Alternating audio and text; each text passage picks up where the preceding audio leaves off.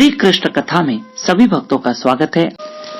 एक राजा था और राजा शुद्ध शाकाहारी था। राजा कभी नहीं चाहता था कि मैं नॉनवेज, ड्रिंक ये सब ग्रहण करूं। नहीं, राजा तो इन चीजों से दूर भागता और राजा की प्रजा भी राजा के पीछे चलती।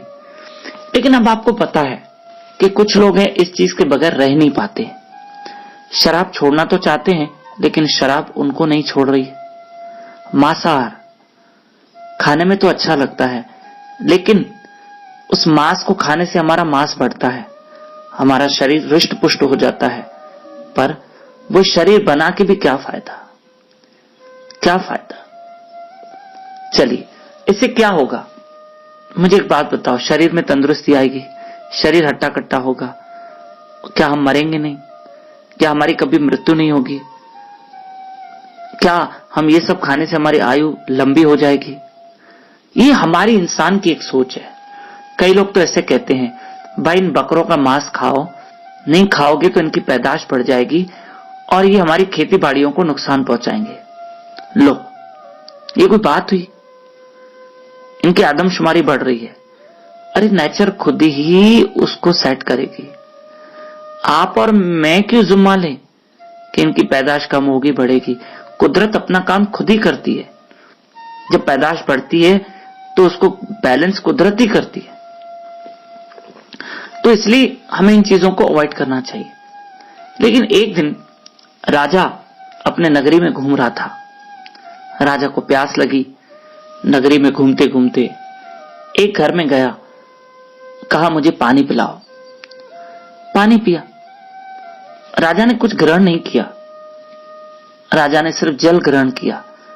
और राजा अपने महल में आया तो महल में आते ही राजा के मन में एक विचार आया कि क्यों ना मैं मांस खाऊं।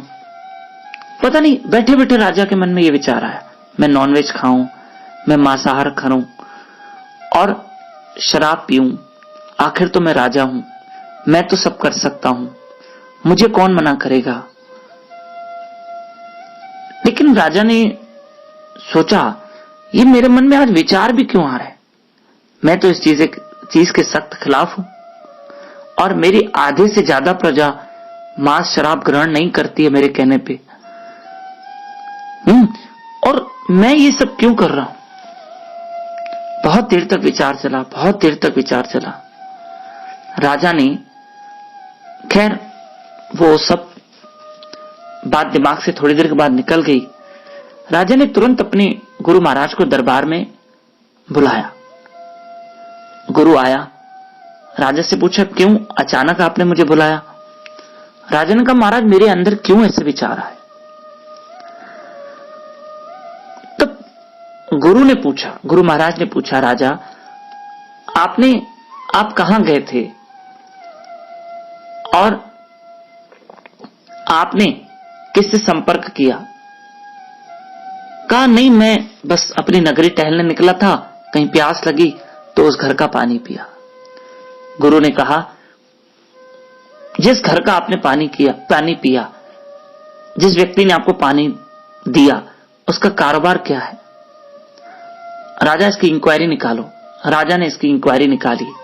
वो मांस और शराब का व्यापार करने वाला था। मांस और शराब का व्यापार करने वाला था। तब गुरु महाराज ने कहा, उसके घर का पानी पिया इसलिए बुद्धि वैसी बन गई। पानी पीजिए छान के, है ना? जैसा पानी वैसी वाणी। और उस घर का पानी पिया तो ऐसा हुआ। अब हमें भी तो कई घरों में जाना होता है प्रिय बंधु। अब हम हर घर में तो नहीं जाके पूछेंगे, आपका मांस शराब का कारोबार है, ये कारोबार है, कौन सा कारोबार है, आपके घर का पानी पिए ना पिए। हम क्या करें उस स्थिति में? अगर हम कहीं भी घर में जा रहे हैं, हमें पानी पीना होता है, चलो गिलास साफ होगा, पानी साफ होगा, पर उनकी सामने वालों की वृत्ति क्या है, किस नियत से पानी दे रहे हैं या कौन सा कारोबार करते हैं, हम तो नहीं पूछेंगे ना। हमें तुरंत महामंत्र भगवान का नाम लेते हुए पानी पीना है। हरे कृष्ण कृष्ण कृष्ण हरे हरे, हरे राम राम राम हरे हरे। महामंत्र जपते जपते मन ही मन में पानी पी लो। जैसे एक्वागार्ड है ना, पानी को क्या करता है, प्योरीफाई करता है। ऐसे भगवान का नाम उस जल को पवित्र कर देगा। उस जल में जितने दोष होंगे वो निकल जाएंगे। भगवान के नाम से वो सारे दोष निकल जाएंगे जो उस जल में होंगे, या किसी के घर आप भोजन खा रहे हो, है ना। पर इसका मतलब ये नहीं कि आप एकादशी के दिन अन्न खाओ और अन्न खाकर कहो चलो भगवान का नाम लेंगे, उसमें से दोष निकल जाएंगे। नहीं, कुदरत के जो नियम बने हुए हैं उस नियम का आप पालन करना पड़ेगा आपको, है ना। किसी के घर में सूतक है तो सूतक का अन्न नहीं खा सकते। अब नजदीक के रिश्तेदार हैं, वहां तो खाना ही पड़ेगा, तो बस वहां मजबूरी है, आपको खाना ही है तो भगवान का नाम लेके खाना। बाकी हर जगह सूतक का अन्न, ग्रहण का अन्न, एकादशी का अन्न नहीं खा सकते हम। हाँ, आप किसी के घर गए, शराब मांस का व्यापार है, तो महामंत्र जपते जपते जपते भगवान का नाम ले सकते हैं और जल ग्रहण कर सकते हैं। महामंत्र कंटिन्यू कीजिए, हरे कृष्ण कृष्ण कृष्ण हरे हरे, हरे राम राम राम हरे हरे। जहां भी आपको कहीं दोष लगे, आपको लगे कि यहां मैं गलती कर रहा हूं, यहां मैं अपराध कर रही हूं, जहां भी आपको त्रुटि लगे, आरती करते दिया बुझ जाए, कुछ भी वहम होता है ना, पाठ पूजाओं में, नियमों में कोई गलती हो जाए, कोई अपराध लगे, यानी कोई वहम बैठ जाए और खुद को लगे हाँ मैंने ये अपराध किया है, तुरंत माला जपो, तुरंत महामंत्र का जाप करो। ये बहुत अच्छा रास्ता है। तुरंत महामंत्र आपकी सारी गलती त्रुटियों को रिमूव कर देगा, आपको फ्लैश कर देगा।